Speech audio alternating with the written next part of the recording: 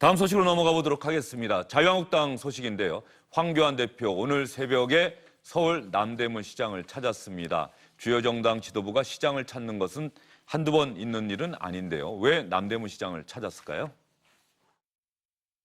이쪽으로 오셔야 됩니다. 이쪽으로. 30년 됐을 거 아닙니까? 아, 그래요? 40년.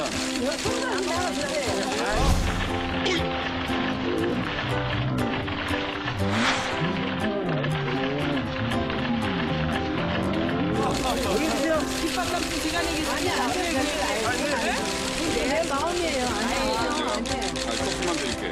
아니 아닌데. 아닌데. 이거 100개.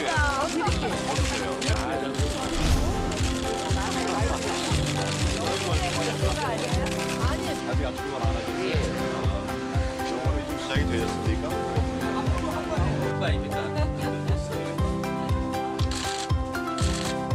직원들 월급 받아주시는 것도 쉽지가 않을 정도로 큰 숫자가 해결 방법은 뭐라고 생각하세요? 물가가 안정되고 정치인들이 잘하면 안정되지 않습니까? 많이 들어요. 예. 여기는 영업 이렇게 다 오셨으니 얼마나 좋아. 다 들으셨죠? 힘내세요. 우리가 다 지지하고 있어요. 어떤 일이 있어도 우리는 무조건 나갑니다.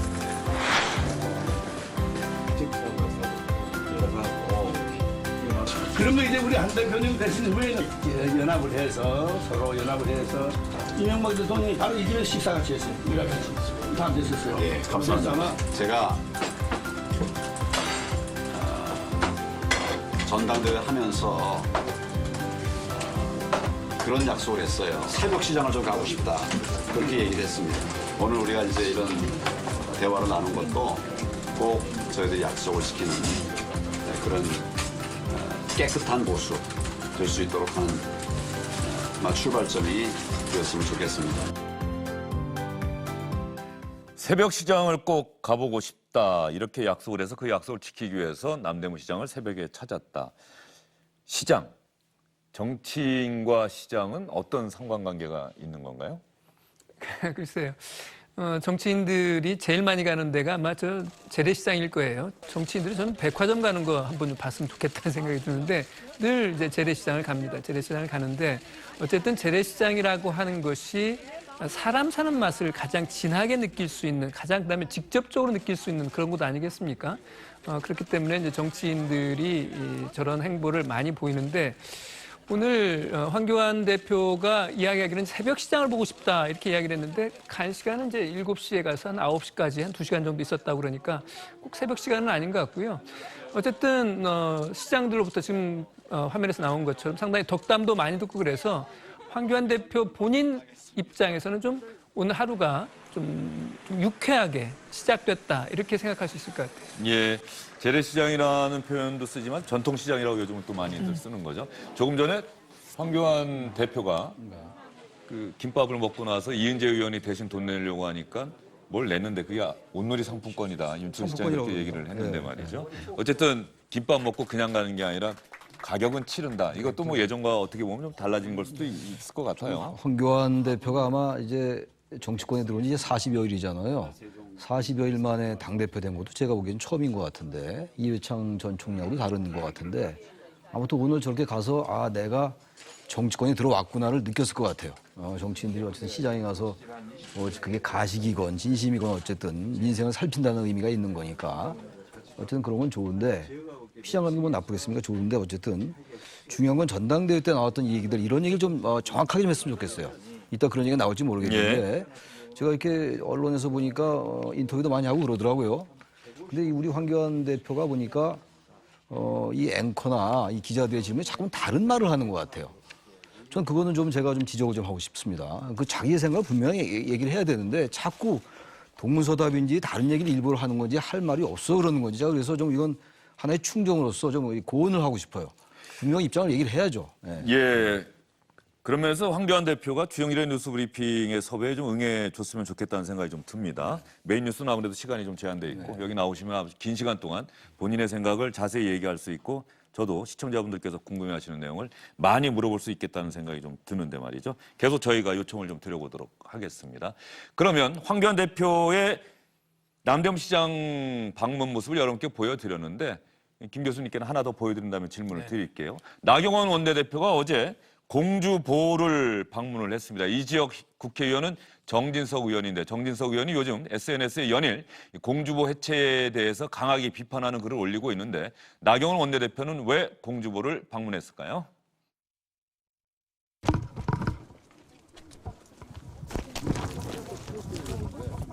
도로는 살려놓는다고 하니까 이 받치고 있는 보를 막 파괴했을 경우에 철거를 전제로 해서 대통령 공약 이행을 하겠다는 건데 대통령 공약이 왜 나왔느냐. 결국은 이 전 정권이 한 것은 다 부정하자는 것인데 우리가 이런 것까지 그렇게 할 이유가 있느냐. 4대강보 사업이 적폐라는 겁니다. 그런 거죠. 그래서 적폐. 전 정권이 한 이 적폐를 청산하겠다는 거예요. 네. 환경 이념을 내세워서. 사실상 정말 평가도 조작하고 여론도 조작하고 민심도 조작한 것 아닌가 하는 강한 의심이 들고요. 그것이 사실이라고 봅니다. 명백히 이러한 정책 결정권자들에 대해서 저희가 이러한 법정 책임, 직권남용에 이르는 형사 책임을 물을 수도 있는 부분이 있습니다. 자유한국당이 요즘 박근혜 전 대통령 탄핵 직후에 보여줬던 무력함에서 벗어나서 목소리를 좀 내긴 내는데 그 목소리 내는 게 보통 수준이 아니라 상당히 큰 목소리를 내는 것 같다는 생각이 드는데 말이죠. 남대문시장 방문, 원내대표의 공주보 방문 어떤 의도가 있다고 보십니까? 일단은 시장 방문은 이제 민생과 더불어서 서민들에 대한 부분들을 이제 함축하고 있는 부분들이 있는데요. 저라면 저렇게 하지 않겠어요. 몰려다니지 말고 저렇게 새벽에 다 몰러갈 필요가 뭐가 있습니까? 혼자 조용히 가서 그것이 나중에 알려지는 이런 형태로 가는 것이 낫다고 좀 보는데요. 저는 다만 지금 이제 황교안 대표가 4일 아침 최고위원을 주재하면서 여러 가지 좋은 말을 많이 했어요. 미래를 준비하는 정당이 되겠다, 대안을 가지는 정당이 되겠다라고 하면서 싸워 이기는 정당이 되겠다는 말을 가장 강조를 했습니다. 근데 싸워 이기는 정당을 하면서 좌파 독재 저지 투쟁을 선언한다는 얘기를 했단 말이에요. 저는 이것이 다 지금 맥을 같이 한다고 봅니다. 그러니까 다시 얘기해서 이 부분을 전 정부에 대한 투쟁을 통해서 이기는 정당을 되는 거로만 가져간다면 저는 대안을 가지고 일하는 정당으로서의 이미지는 오히려 더 죽을 수밖에 없다. 반대가 돼야 된다고 저는 봅니다. 그러니까 정부에 대한 투쟁에 대한 이미지보다는 뭔가 정말 새롭게 무엇인가를 창조할 수 있는 미래지향적인 걸 가지고 행보도 하고 정책도 내세워야 되는데 황교안 대표한테 말씀을 드리고 싶은 거는 혁신의 골든타임은 100일입니다.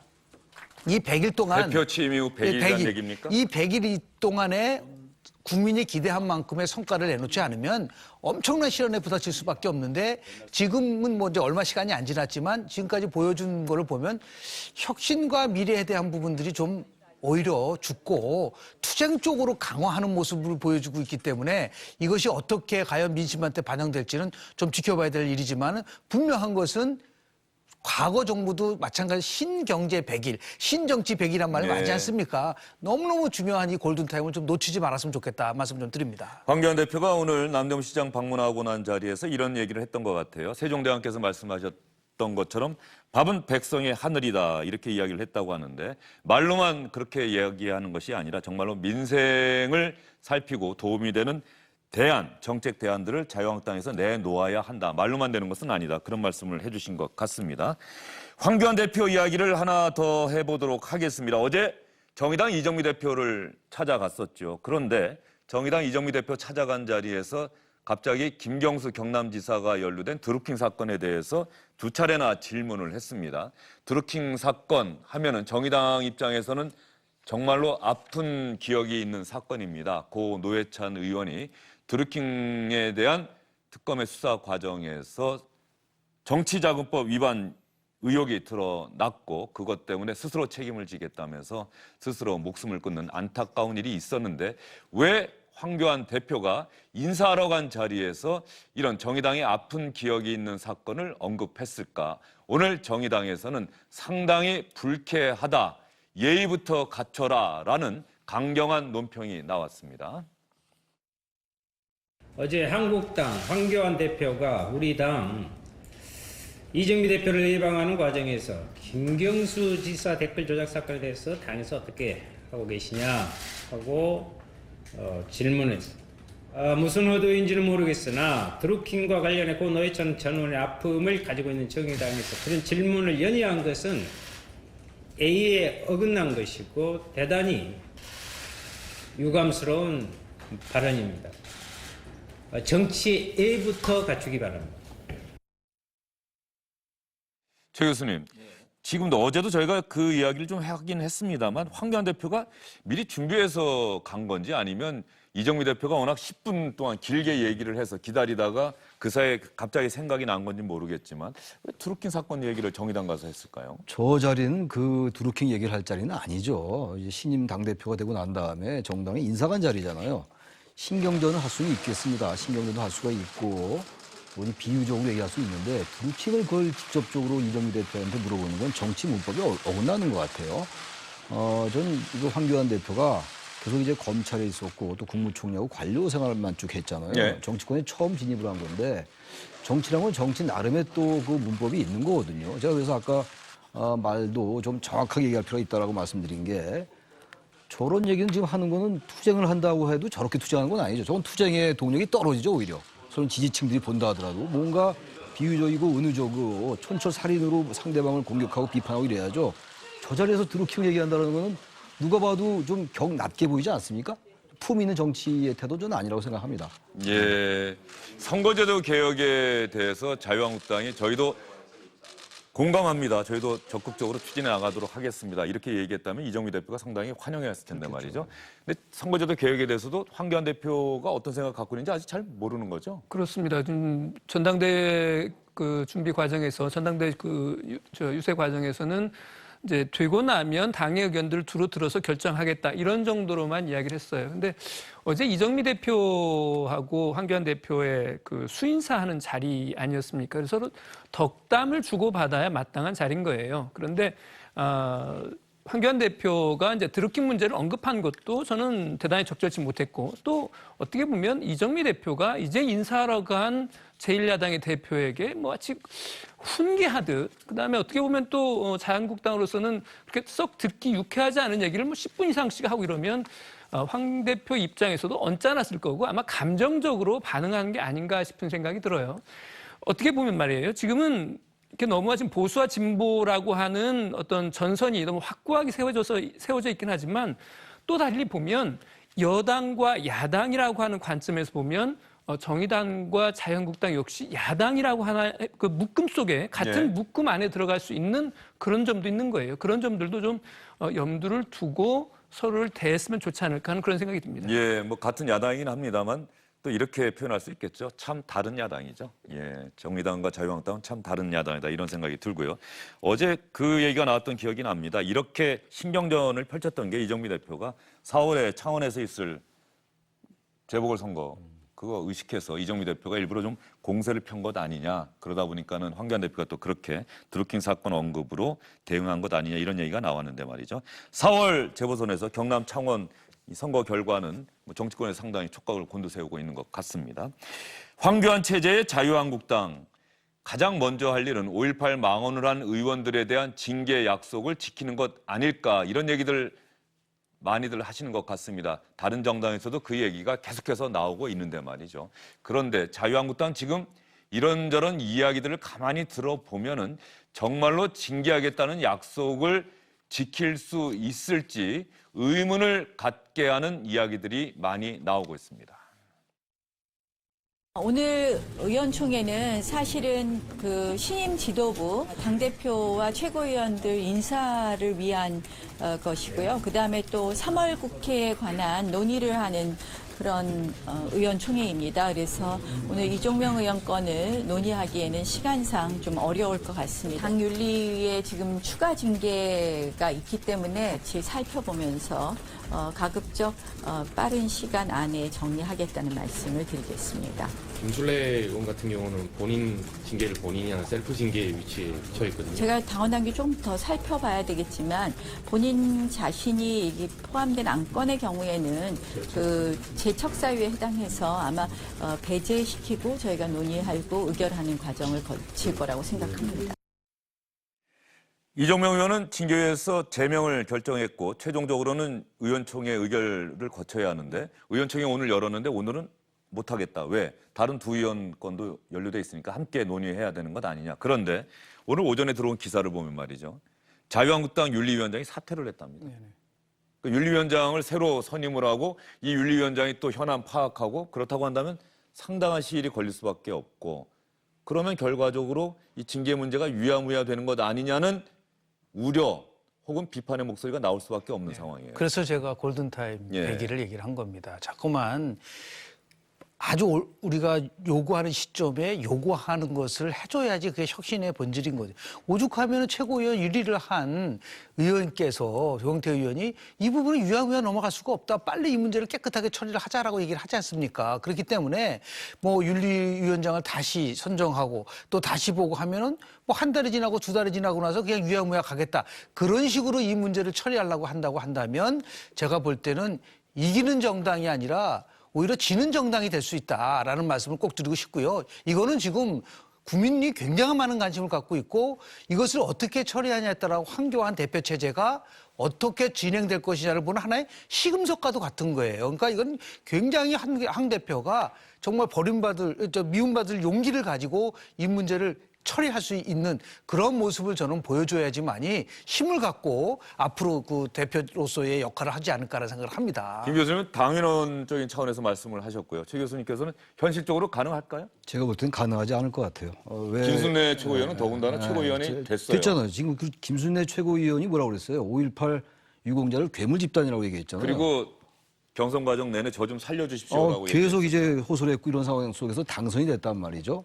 그렇다면 한국당 다는 물론 아닙니다. 우리 김 교수님 또 민감하게 반응하실지 모르겠는데 전 다라고 얘기한 적 없어요. 어쨌든 일부가 됐건 뭐 그 주류가 됐는지 모르겠는데 지금 저 나경원 원내대표의 발언으로 볼 때 안 하겠다는 얘기나 마찬가지예요. 말은 다 맞는 말씀인데 이 발언의 심각성을 안다면 저런 말이 나오겠습니까?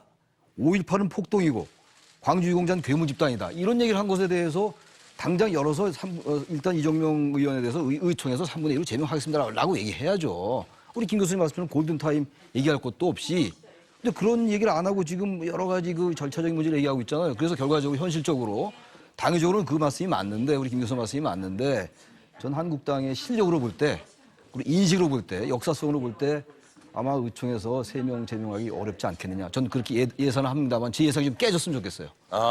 현실적으로는 이제 징계가 어려울 것 같긴 한데 그 예상이 좀 깨졌으면 좋겠다. 깨졌으면 좋겠다는 말씀. 황교안 대표가 법과 원칙을 강조하는 법조인 출신이니까 당원 당규대로 처리했으면 좋겠다는 그런 말씀이신 것 같은데 그렇습니다. 말이죠. 지금 자유한국당 출입하는 기자들 사이에서는 어떻게 보고 있어요? 일단은 김순례 의원 같은 경우는 어쨌든 당원들로부터 신임을 받은 상태라고 자유한국당 의원들은 말을 할 수밖에 없잖아요. 그리고 김진태 의원은 경선 과정에서 태극기 부대의 뭐 위력이라고 할까요? 그 위력을 또 보여줬기 때문에. 어떻게 보면 저 태극기 부대 당의 우쪽에 있는 오른쪽에 있는 사람들로부터 또 압도적인 지지를 받은 것이 뭐 확인이 됐기 때문에 대단히 부담스럽지만은 저는 당 지도부가 분명히 시도는 할 거라고 봅니다. 뭐 의총에서 당으로 좀 윤리위원장을 이제 새로 뽑아야 되는 문제가 있지만 그게 뭐 오래 걸리지 않을 테고요. 저는 어떻게 보면 신속하게 절차를 저는 비교적 밟아 나갈 거라고 보는데 문제는 최종 과정이라고 할 수 있는 의원총회에서 재적의원 3분의 2가 새 의원의 제명에 찬성을 한다. 지금의 한국당 구조로서는 저는 불가능하다고 봅니다. 자유한국당이 새롭게 출발하는 모습을 과연 국민들에게 보여줄 수 있을지 5.18 망언을 한 3명의 의원들에 대한 징계 문제를 과연 어떻게 처리할지 이 부분도 많은 국민들이 지켜보고 있다는 점을 황교안 대표를 비롯한 자유한국당 지도부가 유념해서 앞으로 처리를 해야 되지 않을까 이런 생각이 듭니다. 저희도 주영진의 뉴스 브리핑도 아무리 시간이 흘러도 5.18 이 망언을 하는 의원들에 대한 징계 문제는 계속해서 주목하도록 하겠습니다. 황교안 대표가 되고 나서 당직자 인선을 많이 했죠. 그런데 이 가운데 대변인의 민경욱 의원이 선임이 됐습니다. 민경욱 의원을 시청자 여러분께서는 어떻게 기억하시는지요? 시청자 여러분들의 기억을 되살려드리기 위해서 과거 민경욱 의원이 했던 브리핑을 여러분께 잠깐 보여드리겠습니다. 박근혜 대통령께서는 잠시 전 윤진숙 해양수산부 장관에 대한 정홍원 국무총리의 해임 건의를 받으시고 윤진숙 장관을 해임 조치하셨습니다. 원전 1호기 원자로 설치 행사에 참석하기 위해 UAE를 방문하실 예정입니다. 양국 관계 발전의 상징이 될 수 있도록 대통령께서는 어려운 여건 속에서도 1박 2일의 짧은 실무 방문 일정으로 다녀오기로 결정하셨습니다. 민경욱 의원이 이제 브리핑을 하면 말이죠. 저 얘기가 안 나올 수가 없어요. 아, 민경욱 의원이 과거 청와대 대변인이었지, 박근혜 청와대 대변인이었고, 또 기자들 사이에서는 뭐 아침 회의까지 편집회의에 참석했다가 갑자기 오후에 대변인으로 임명이 돼서 청와대로 갔다. 이것은 권한유착의 한 유형이다라고 하는 내부적인 비판도 나오고 했었는데, 황 전 대표가 저걸 모를 리가 없는데 민경욱 의원을 대변인으로 임명을 했다. 이제 더 이상 뭐 친박 비박 가르지 않겠다는 의도는 충분히 알겠는데, 과거 박근혜 전 대통령을 모셨거나 도왔던 의원들을 주요 당직에 임명을 했다. 황 전 대표는 어떤 생각을 갖고 있는 걸까요? 황 대표 본인은 통합 얘기를 많이 하고 있는데요. 뭐 이번에 보면 통합의 메시지하고는 조금 거리가 있는 것으로 느껴집니다. 일단 민경욱 대변인 같은 경우에 뭐 청와대 대변인도 했습니다만, 지난번에 박근혜 전 대통령이 그 재판 바꾸를 때도 또 대변인 격도 노릇하고 그랬어요. 사저로 가고 그럴 때. 그다음에 또 추경호 의원 같은 경우는 또 뭐 진박 논란에서 핵심이었기도 하고요. 중앙연수원장으로 임명된 그 정정석 의원 같은 경우도 진박의 인사였고, 뭐 한성교 의원은 뭐 비박이라고 수는 전혀 없는 거죠. 친박의 핵심이고 원조 친박이기 때문에 비박과는 뭐 거리를 상당히 둔 것 같아요. 물론 이제 김세현 의원 같은 경우가 여의도 연구원장에 임명했기 때문에 나는 뭐 비박 인사라고 볼 수 있겠습니다만, 기본적으로 황 대표로서는 좀 편한 인사를 한 게 아니냐, 자기 자신의 마음에 맞는 인사들을 한 것 같고, 아무래도 이번에 그 선출 과정에서 전당대회에서 이른바 태극기 부대와 친박의 지지가 없었으면 당선이 못 되지 않았겠습니까? 예. 그런 면에서 친박의 그 의원들의 그러한 것들을, 그러한 그 영향력을 전 무시하기 어려웠다고 보고요. 자유롭게 어려울 것 같아요. 기본적으로 그러한 것들이 이번 인선에 반영된 것이 아니냐, 이렇게 생각을 합니다. 김 교수님 보시기에 말이죠. 박근혜 전 대통령을 도왔던 사람들은 어쨌든 국정농단 사태, 박근혜 전 대통령 탄핵에 대한 책임을, 정치적 책임을 지고 이선으로 뭐 또는 정계에서 은퇴를 한다거나 뭐 이런 결정을 해야 된다는 의견이 많았었는데, 이제 2년 정도가 지났어요. 사실상 이제 전면에 내세워도 되겠다는 판단을 황교안 대표, 자유한국당이 하고 있는 겁니까?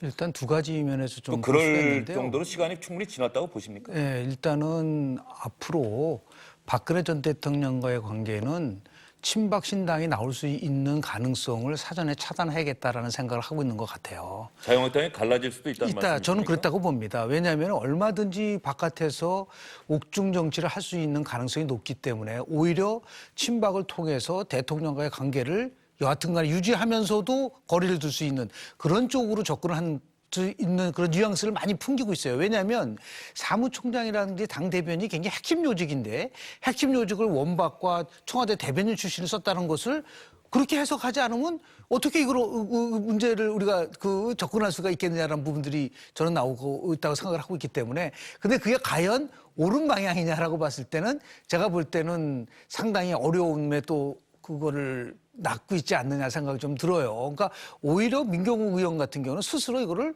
맞지 말았어야 되는 거예요. 여하튼 간에 자꾸만 그렇게 되면 대통령과의 관계가 나오다 보면 어떤 이가 뭐냐면 황교안 대표는 사라지고 박근혜 대통령만 부각되는 그러한 이상한 인사가 될 수 있는 위험성이 있는 부분들이 있기 때문에 좀 더 좀 숙고를 좀 했으면 좋았지 않았나 좀 생각이 좀 들고요. 예, 여기서 말이죠. 김 네. 교수님 그 말씀하셨으니까 제가 추가 질문을 좀 드리도록 할게요. 새누리당이 자유한국당과 바른미래당, 지금으로서는 그렇게 갈라진 건 아니겠습니까? 물론 바른미래당에는 다른 정당에서, 민주당에서 온 의원들도 있습니다만, 그러면 보수 정당이 지향하는 점이 달라서 나눠졌는데 여기서 자유한국당에도 박근혜 전 대통령에 대해서 비판적인 생각을 갖고 있는 의원들이 분명히 있을 거예요. 그렇습니다. 그렇다고 한다면 그 의원들이 차라리 우리는 중도보수, 개혁보수 가겠다라고 왜 나서지 않고 자유한국당이라는 울타리 안에 그냥 있을까요? 뭐 쉽게 생각하면은 당선 가능성, 국회의원으로서의 재선 가능성 이게 여기에 있는 게 더 편하기 때문에 그런 겁니까? 그렇죠. 그렇지만 마지막 카드를 보는 거죠. 그러니까 시간을 갖고 보는 겁니다. 지금 황교안 대표 체제가 아마도 올 11월까지 국민들이 생각하는 기대하는 만큼의 지지를 끌어올리지 못하고 총선에서 이기지 못할 것 같다면 지금 얘기하는 말씀하는 의원들은 언제든지 방향을 바꿀 수 있는 가능성이 굉장히 큰 겁니다. 왜냐하면 당선이 목적인 부분들이 있기 때문에 이렇게 되면 어떤 일이 벌어지냐면 결국은 TK 신당이라고 하는 새로운 보수의 정당이 만들어질 수 있는 위험성도 충분히 남아있기 때문에 네. 그래서 황교안 대표가 가장 중요한 역할이라는 것은 뭐냐면 그것을 뛰어넘는 새로운 나름대로의 미래를 함께 가는 정당으로 가야 되는데 인선만 봐서는 과연 할 수 있을까라고 하는 부분 속에서 의문을 갖게 된다는 부분들이 있는 겁니다. 물론 그것이 제가 처음에 말했던 그러한 의도에서 시작한 것인지 아닌지는 모르겠지만 여하튼 굉장히 복잡하게 올 연말이 시작되면은 저는 박근혜 대통령이 없지만 여전히 박근혜 대통령이 한국 정치를 지배하는 상황이 올 수도 있다는 말씀을 꼭 전해드리고 싶습니다. 한국 정치에서도 뭐 보수 진영 야권 정치를 주도할 수 있겠죠. 만약에 한다면 네. 한국 정치 전반이라고 말씀을 하셨는데 말이죠. 이게 바람직한 상황은 아닌데 어쨌든 황교안 대표에게는 주어진 시간이 그리 많지 않다 이렇게 볼 수도 있겠네요. 짧게 좀 대답해 전 주시죠. 총선 이후가 아니라 총선 이전에 문제가 발생할 수 있다고 봐요. 저렇게 지나치게 수구적이고 과거지향적인 발언 그리고 분명한 입장을 밝히지 않는 지난 전당대회 때 잘못된 발언들에 대해서 이런 태도로 일관한다면 그 전제예요. 저 의원들은 제일 중요한 게 당선이에요. 여든 야든. 당선 지상주의이기 때문에 대한민국의 권력 엘리트들이 당연히 이렇게 된다면 이 총선에서 이길 수 없다는 판단을 하게 되면 수도권이나 이런 특히 의원들 가만히 있겠어요? 의원들은 오로지 자기 당선이 목적일 수 있기 때문에 저는 황교안 체제 자체가 총선 전에라도 위기에 봉착할 수 있다는 생각이 듭니다. 이런 식으로 간다면. 예. 그래서 이거를 황교안 대표가 너무 지금에 취해 있지 말고 아까 말씀 잘하셨어요. 한국당 의원들도 분명히 잘못됐다는 걸 인식하고 있습니다. 모를 리가 없어요. 일부 극우 친박 의원들을 제외하고는. 그렇다면 자신들이 살아야 되는데 국민들은 집단지성이 있는 국민들인데 가만히 있겠어요? 저는 황 대표 체제가 이걸 분명히 인식해야 된다고 생각합니다. 예. 윤춘호 실장은 어떻게 전망하십니까? 자유한국당이라는 이름으로 내년 총선이 보수 진영 후보들은 자유한국당 이름으로 나올까요? 아니면 자유한국당, 바른미래당 이렇게 나눠서 나올까요? 오늘 발표된 여론조사 차기 대권 후보 여론조사에서 보면 황교안 대표가 지난달에 이어서 2달 연속 예. 여야 통틀어서 1위로 나왔어요. 그렇다고 그러면 당분간 자유한국당 의원들이 다른 데로 갈 데가 별로 마땅치 않을 것 같아요. 예, 자유한국당 의원들이 갈 때가 마땅치 않을 것 같다 이렇게 말씀해 주셨습니다. 정치권 소식 정리할 때가 되는데 말이죠. 혹시 시간이 되시면은 오늘 경향신문에 박내용 논설위원이 쓴 칼럼 한번 시청자 여러분 꼭 읽어보시기 바랍니다. 자유한국당을 지지하시든 민주당을 지지하시든 또 그 두 정당에 대해서 비판적인 생각을 갖고 계시든 박내용 논설위원의 칼럼 한번 꼭 읽어보셨으면 좋겠다는 생각이 들고요. 어제 이 시간에 청와대 수석 비서관, 청와대 참모들은 탄핵 대상이 되느냐 이런 부분에 대해서 되지 않겠느냐. 조국 민정수석이 SBS를 비롯한 지상파나 다른 언론사들의 인터뷰 요청에는 응하지 않는데 유시민 전 장관의 알릴레오 TV에는 출연한다고 유시민 전 장관이 직접 예고까지 했고요. 이런 과정에서 뭐 탄핵 이야기까지 나왔습니다. 정태근 전 의원이 그렇게 얘기를 해주셨는데 제가 헌법에 권위 있는 교수님께 직접 문의를 해봤습니다. 청와대 수석비서관은 청와대 참모, 대통령이 임명하는 참모에 불과하기 때문에 국회가 탄핵할 대상은 아니다. 이 탄핵 대상은 헌법에 명시가 돼 있고요. 국회법에도 또 일부 명시가 돼 있습니다. 여기까지 말씀드리고 정치권 소식 마무리하도록 하겠습니다. 세 분 수고 많으셨습니다.